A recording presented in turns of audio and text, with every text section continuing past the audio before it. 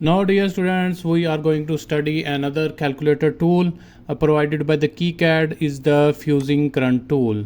Fusing current tool will actually help us to design a track that has the sufficient properties like the width and height.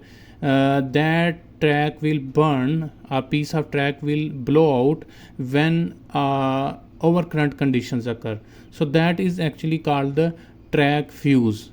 Track fuse means that track portion of the track that is specifically designed to blow out when a certain amount of current passes through that track. So first of all, let me give you a brief of this tool. The first thing is the ambient temperature. It is actually the environmental conditions in which the your PCB is going to perform its function. Your circuit is going to perform function. Then we have the melting point.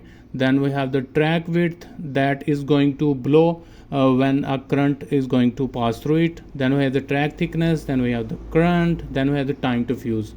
Now currently in the current setting, you can see that if we design a track of 0.1 mm width, then when a current of 10 ampere will flow, this track of 0.1 mm width will blow and it will take a time of 0.01 second.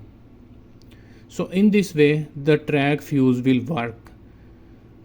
Again I am going to make you trying to understand is that if you design a track of this much width and this width of track will blow when a current of 10 ampere will pass through it, and the time it will take to burn or blow out is 0.01 second.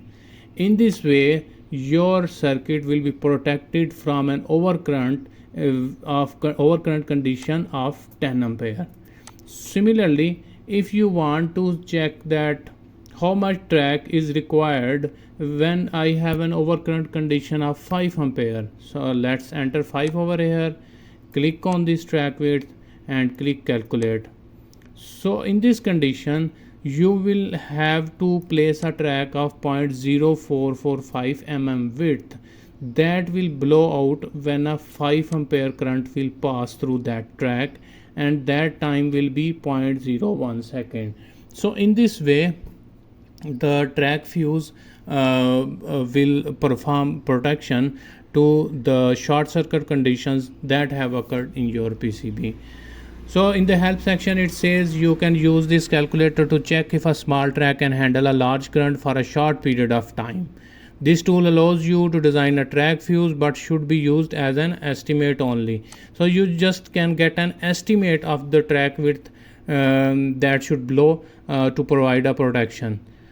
Then it says the calculator estimates the energy required to heat the wire up to its melting point as well as the energy required for change of phase.